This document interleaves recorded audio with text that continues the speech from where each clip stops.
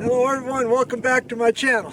If you're new here, glad to know you. Today I'm revisiting this 8mm Mauser that happens to belong to my son. Now we've done quite a bit of work on this, including putting on new scope, new rail, and that's when we found out that it was the model 2447, not the model 48, because of the hole placements for the base.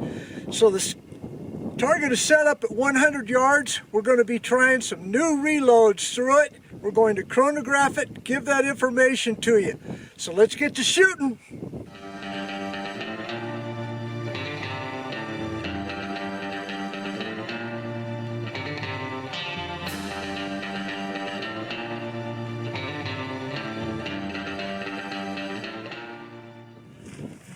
Now I'm sorry for the wind, but I'm going to do the best I can because we got a heck of a storm coming in. This is Idaho. It is the second week in March, and that can still be a winter. It's supposed to snow and rain for the next 3 days, so I need to get out and get this done. Wind is blowing right at about 10 to 20 mile an hour gusts, so I hope that you can hear me all right. All right, now this 8mm Mauser is somewhere in between a .308 Winchester and a 30-06. But today is the first time that I'm putting a chronograph on it so that we can get some real numbers. Now, I'm going to shoot just 2 shots of these Remington Core-Lock round nose bullets just to get a baseline for factory ammunition. Then I bought Hornady 170 grain SST bullets.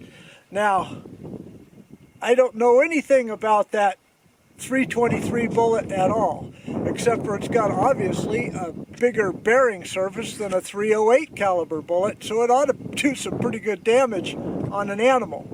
Alright, the powders that I'll be using are Varget and CFE-223. Now, those loads come right directly out of the Hornady manual, so I'm not trying to exceed pressures or anything. I'm just kind of testing for 3 things. Number 1 is reliability and functionality, because my son had to do some rejiggering in order to get this Picatinny rail on here. He had to cut some pieces off, and he evidently told me that he went out and got the rifle zeroed, so I shouldn't have to zero the scope today, but we'll just check it out. Alright, and then the second thing that I'm going to be doing is checking for speed and standard deviation, extreme spread that you will see. Then the third thing, obviously, is accuracy. Now, I'm not talking about point of aim, point of impact. I'm just talking about group size. So let's go ahead and turn the camera on down there, and let's go ahead and find out what can happen. So the first up is the 170 grain SST using Varget powder. All right, here we go.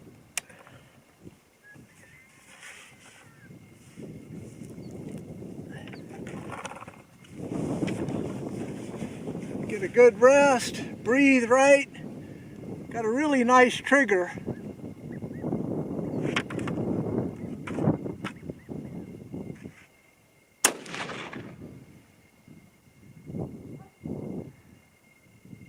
Hey, that was a little left. Already 2639. So 600 feet faster than the factory loaded ammo. I couldn't tell it by the recoil, but it's early yet. Okay, primer's a little flat.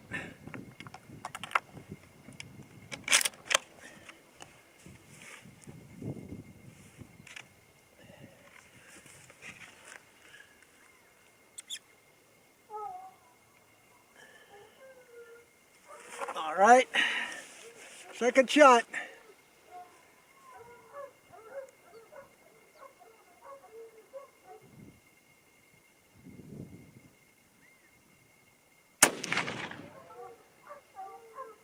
.2655. Got a little bit of glare. I'm going to shoot this third shot and then put some sunglasses on. Now for safety and to take the glare off the target. But let's see, so far so good.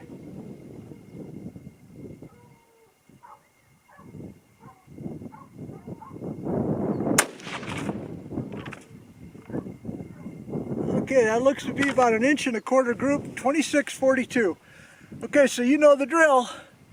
I'll go down there and reset the target. We'll get to going again.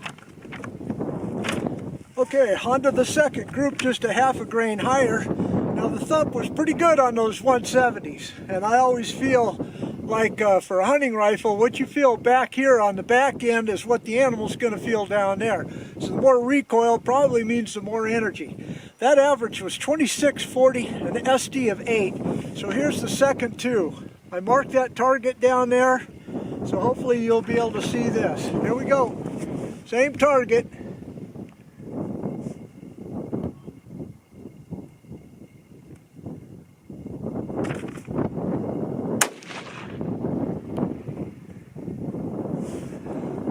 $26.76, not much of an increase, about 30, but that's okay.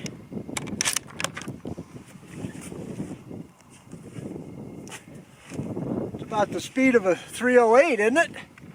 For that heavy of a bullet.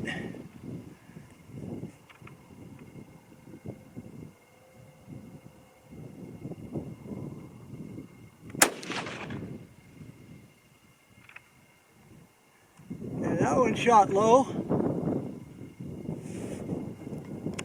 Increase in charge. Shot placement lower. That means faster in my book.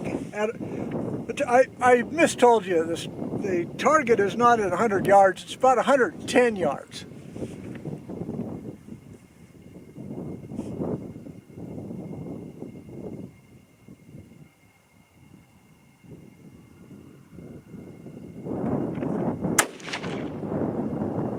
That's got a thumb.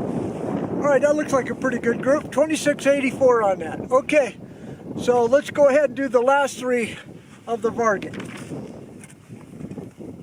Okay, that last target with Varget was pretty doggone decent, less than 1 inch, but the target camera blew over up there, so I don't know if I got it. I won't know that until we get to the video editing. Alright, so here we go with CFE-223. Again, these numbers came out of the Hodgdon website. They're not off, CFE-223 is not listed, that I believe, in the Hornady manual. So, we're going to see how these will work.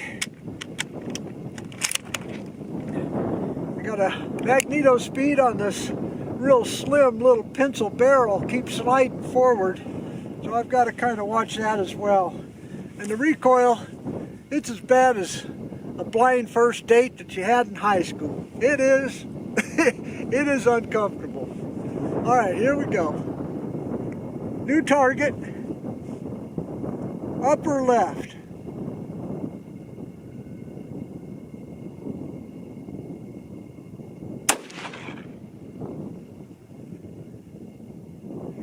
That was 2705, right off the bat. Now, according to Hodgson's website, these 170s are supposed to get up to 2,800 feet per second, which is right there with a 30-06 or even a little bit better. But we'll see. Again, shoulders wearing out.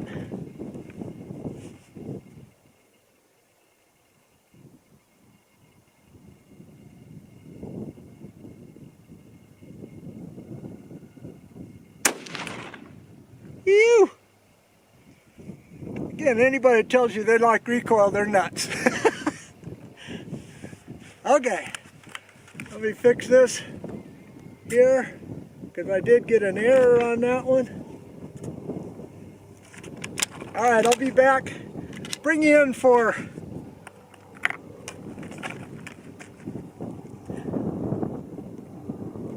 alright. That's kind of floppy. This may not work. It just, this barrel's just too thin to hold this magneto speed in place. So we'll see if I can get an accurate reading here. Alright, third shot.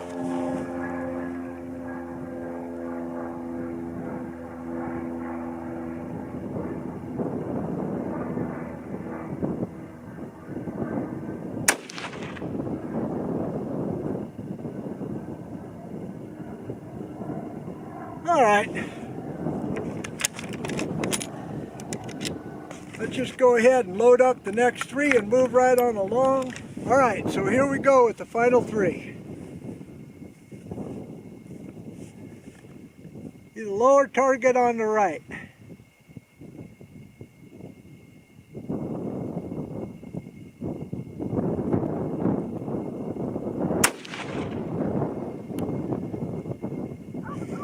Alright, I might have topped out. That's 2740 on that one, so I don't know what was wrong with that when it went over 2800. I'm pretty judicious about my loading because I measure each powder drop one at a time. I don't do them in bulk, one at a time. Alright, so let's see what happens here on this second shot.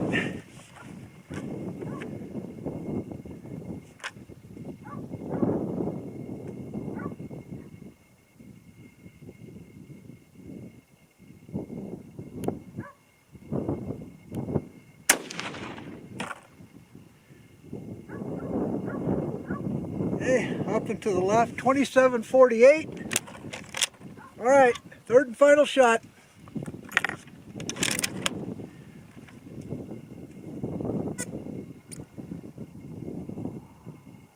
Like I say, this pencil barrel isn't agreeing with my magneto speed very well. And I certainly don't want an error, not when you're load testing.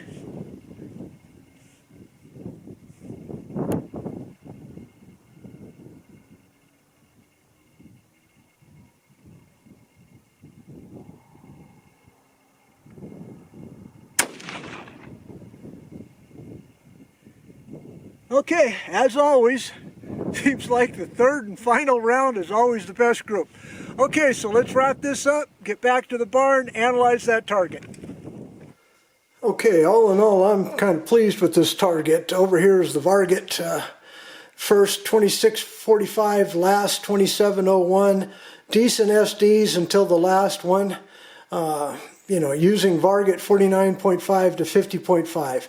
First group there was 1.298, second group was 1.04, third group was 1.18. That's pretty consistent as far as load development is concerned.